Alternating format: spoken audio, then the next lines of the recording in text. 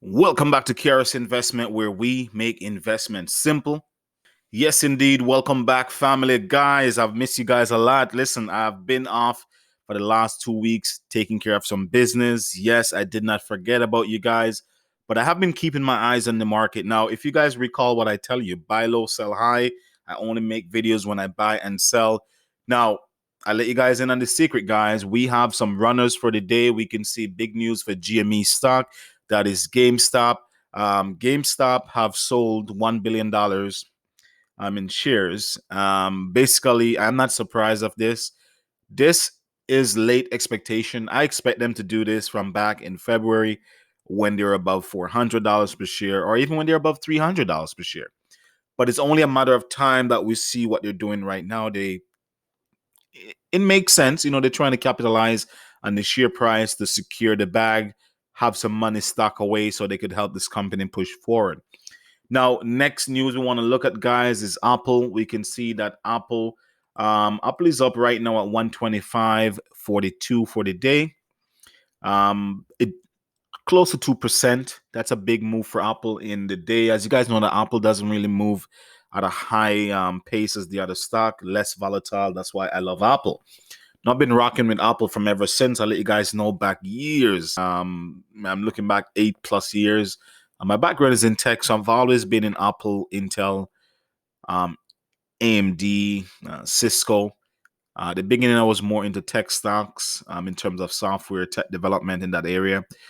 But of course, as time goes on, I've tried to expand my knowledge and my experience in different areas. But guys, I want to talk about Tesla as well.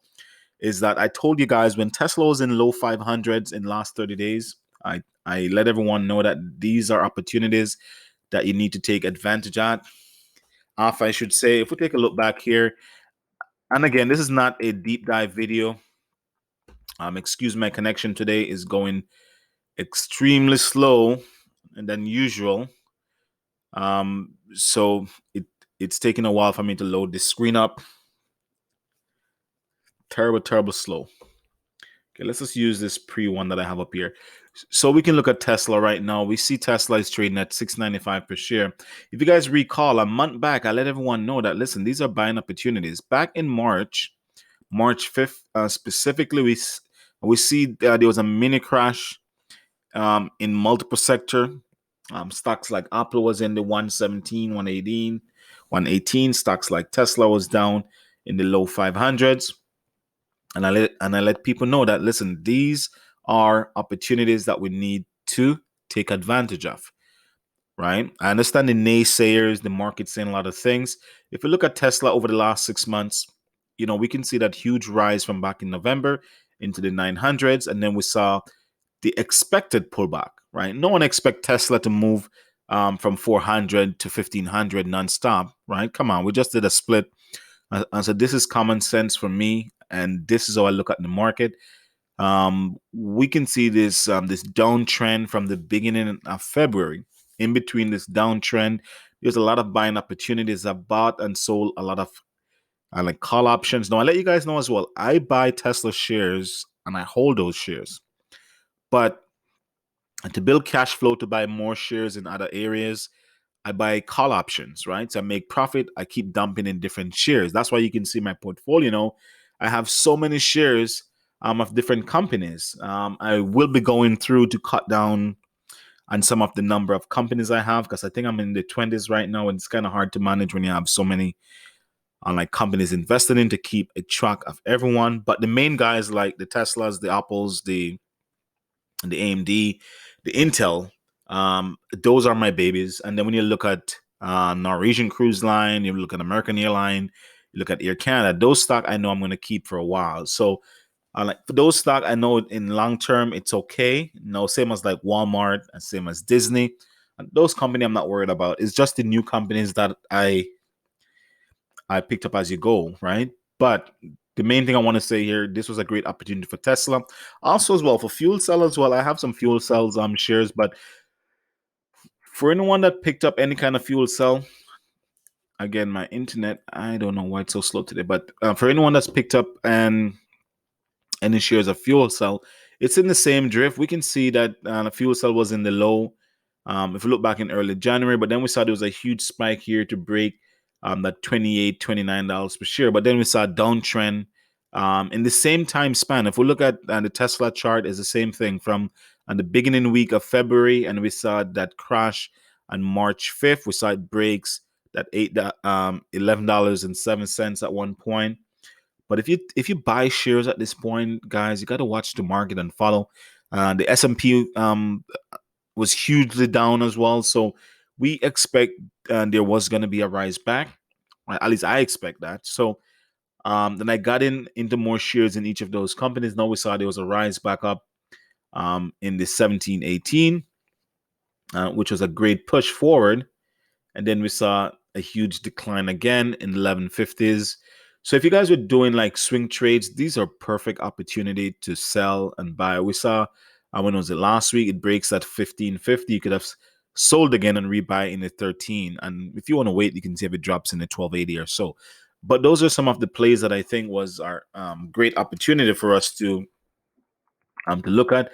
Now, keep in mind, there are other plays as well that we're not really discussing. We saw with Tilray was some of the same kind of play as well. If we go back to the same chart, as I'm saying, guys, the market, they follow each other. If we look at Tilray, we saw it was blowing up steam like crazy, going to as high. It opens up very high at 65, and then it plunges, and then it goes up again, and it plunges. And then we saw there was a downtrend from there. Now, the only thing that's different with Tilray, we expect another run to come soon. So you guys that's having the Tilray stock, you may want to keep it for now. Buy some more shares. Now, I've bought up a lot of shares of Tilray, and I'm not planning to sell. As you guys know, I sold a lot of Tilray back in the 280s, 290s. That was a couple years back in 2018 when it skyrocketed, right? I was one of that lucky guys that got in the 30s, and then by luck and timing, right? Because I was heavily favored to be Aurora Cannabis and the Canopy. But I got some Tilray to swing, but then it turns out in such a short time span, we can see that Tilray exploded. If you guys want to know what I'm talking about, we'll go back here.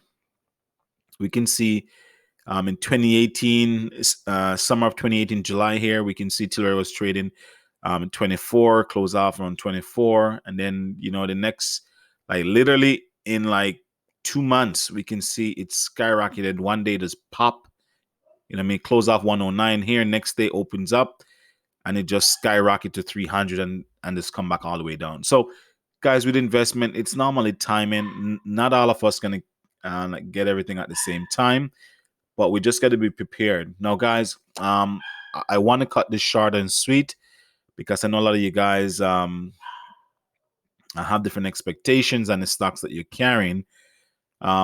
Keep the principle, what we talked about. We said we buy low, we sell high. There's nothing wrong with following your plan. For anyone thinks that they can follow their plan, guys, listen, it's a market for all of us. We're just going to know where we want to enter, where we want to exit. Not everyone going to do as well, right? And so don't look at numbers of other people and say, hey, that person have 10K, that person have 20K. I'm trading so long, I don't. Listen, if you follow your plan, your day will come. You just got to stay disciplined, and the rest will pays off for itself. So until next time, guys, I don't want to take up too much of the video. I will be popping some video this week with breakdown and more deep dive into different stocks. I just want to touch base to let everyone know because I had a few people reach out and say, hey, Ken, we haven't heard a video in a long time, but I do apologize. I was absolutely working behind the scenes, trying to get some licensing for my mortgage mortgage agent license. And then I have to be licensed for 2 years before I can get the mortgage broker, because eventually I want to open up my own investment company that sell mortgages as well. So I'm trying to get my broker license, and then once I have my broker license, then I can open up my own a brokerage. Now, the next thing I'm actually doing as well right now is my Canadian Securities and Exchange license as well, to be able to sell mutual funds, all that funds as well. So for when I expand into my own company, I will be able to have an investment company that could do all these things. My plan is basically right now is to dump some of this money that I'm making into mortgages, to buy mortgages, or to, help people get house. Right, if that makes sense to some of you guys, I want to put back some in the community, and I think this is a safer way for me to invest in mortgages. I do, however, can invest in mortgage investment companies as well, which I've been doing as well. But this way, I find there is a safe profit and return that I can look at by investing in mortgages. I can help like people in the community to be able to get approved for mortgages. And I think this is one of the area I want to help to put back my help into the community. And I think if more people like me are trying to do that, then this entire world would be a better place. Now, I do know that a lot of people have been doing that, so I don't want to say no one is doing it, but that's just my thinking that, hey, I want to focus on this next step is to open my own investment company where I could sell, I can invest in mortgages. I could sell investments as well. I could create investment mortgages with different partners. And there's a lot to learn in that process. And that's why I'm happy I did that course, because even though I've been buying and selling houses over the years, I didn't really like thought about a few other options that I could have used to save a lot more money. Guys, there's a ton of way in mortgages. It's a whole nother world. Even if you're not planning to become an investment, or if you're not planning to become a mortgage agent or a mortgage broker, I highly recommend for anyone and that's thinking about actually buying a house is to actually take a mortgage agent course, because that will show you the options you have, the different lenders that you can get finance from, not just the bank, and what type of finance like scenarios that you want to do.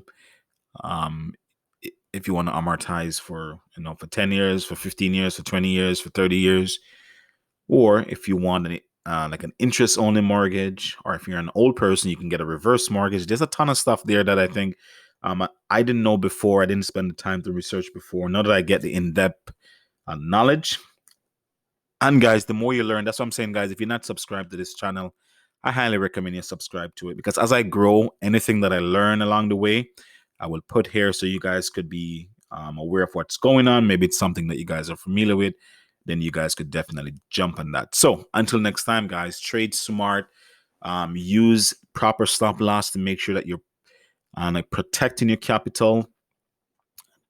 Do your research before you trade, and make sure you speak to a financial advisor to make sure that you're well versed in what you're doing. As usual, guys, this channel is not giving out financial advice. I'm just showing my journey. But until next time, guys, please like, share, and comment, and let's help this channel grow. There's a ton of material I have to come next.